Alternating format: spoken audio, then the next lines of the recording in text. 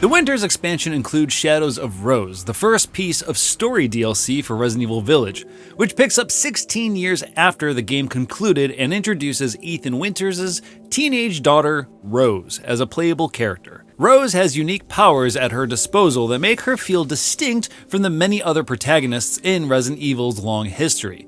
But it's the shift to a third-person perspective, along with changes in pacing, style, and tone, that set Shadows of Rose apart from Village's main campaign.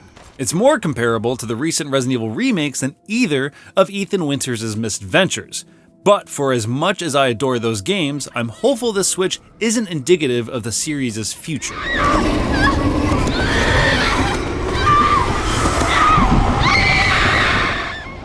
Shadows of Rose begins with the discovery that Rose's powers have blighted her formative years. The narrative is light on details regarding how her powers manifest, but sweating a white substance is enough reason for spiteful classmates to mercilessly bully her for being different.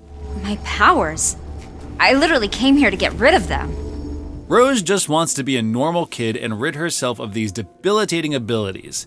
So when she's offered the chance to find a cure, she jumps at it with little hesitation. However, attaining said cure acquires her to enter the consciousness of the Megamycete. This fungal root is not only responsible for the mold and Rose's powers, but any humans who made physical contact with it have had their memories absorbed and stored within. This conceit allows for some fun surprises, and also lets Capcom revisit iconic locations from Village's story, albeit with a few key differences. The first locale you're dropped back into is Castle Dimitrescu. The resident lady of the house is absent this time around, but the castle walls are now inhabited by a villainous version of Ethan's merchant ally, the Duke, who gleefully dispatches his own creatures to snuff Rose out. These grotesque monstrosities are similar in design to the molded from Resident Evil 7, except they have a nasty habit of sucking Rose's face off whenever they get a hold of her.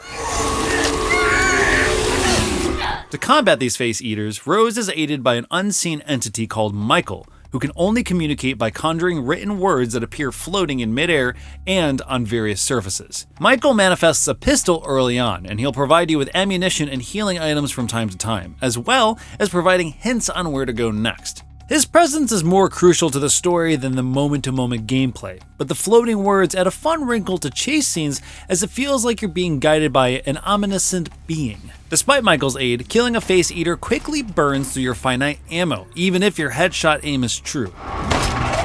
The shambling eyesores soak up bullets, and although accurate hits slow them down, fighting a face eater never feels particularly satisfying, due in part to the fact that they all share the same canned death animation. The delightful pop that so often accompanies fatal headshots in Village's main campaign is notably absent, so combat has a tame aura that wasn't present before.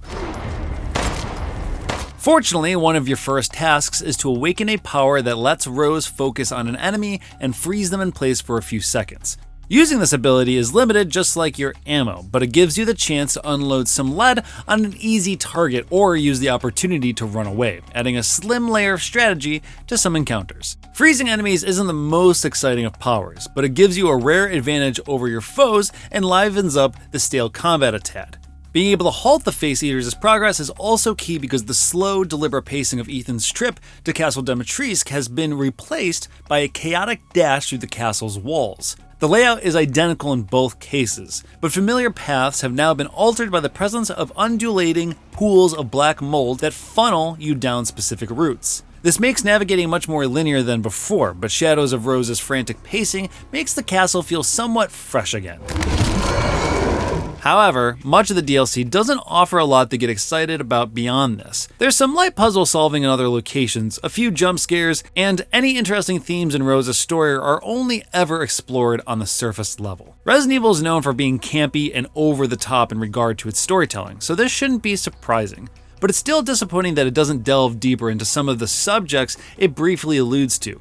In a similar vein, a lot of what is there is never really explained, and the story feels very rushed, which could be a byproduct of its brief 3-hour playtime. Mostly, Shadows of Rose is just forgettable. Despite its short length, it's also a shame that Rose's powers don't evolve until a final boss battle that drags on far too long. The second half of the DLC is mostly devoid of combat, so they don't have a chance to, but the earlier sections could have been improved by introducing a few more wrinkles to Rose's repertoire, especially since her arsenal consists of a decidedly weak pistol and shotgun combo. Some situations call for stealth, but sneaking around is complicated by a frustrating element of trial and error.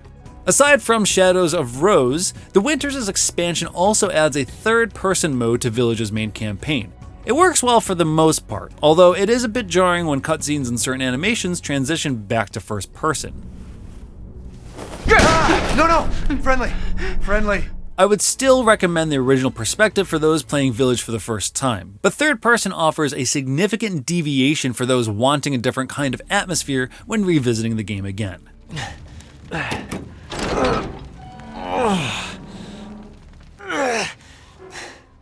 The other new additions concern the Mercenaries mode, which adds a couple of new stages and a few more characters to its score-based time attack action. Chris Redfield is unlocked from the very start and comes equipped with a different arsenal of firearms than Ethan. The most notable difference between the two, however, is Chris's boulder-punching fists. Get close enough to an enemy and you can land a pair of devastating punches that explode heads in a shower of blood. Kill enough enemies and you'll fill up Chris's onslaught gauge, which, when filled, lets you deal more damage, move faster, and utilize a target locator to unleash an explosive blast from the heavens. Carl Heisenberg and his massive hammer is one of the other new playable characters, diversifying the roster further with a slow but powerful melee build. Smashing enemies into a pulp with his signature makeshift weapon is always a good time, but you can always use his electromagnetic powers to gather debris and launch it as a deadly shrapnel projectile. You can also do the same with a saw blade as though you're visiting Half-Life 2's Ravenholm, and even use one of his hulking robot zombies to rush any nearby enemies.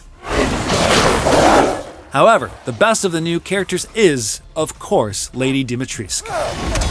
The gigantic mistress of Castle Dimitrescu slices through enemies with her grisly talons, unleashes a swarm of bugs to devour her foes, and even crushes enemies by throwing vanity tables at them.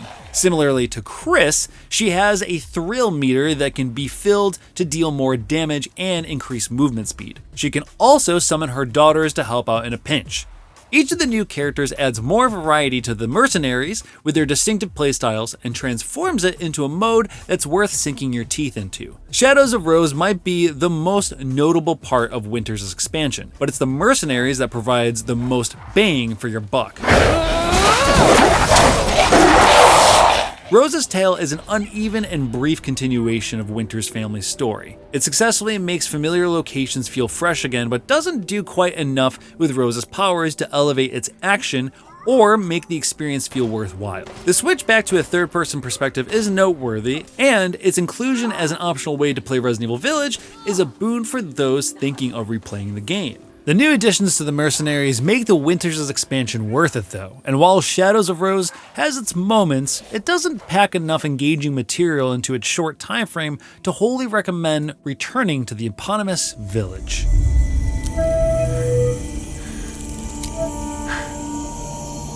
I feel different.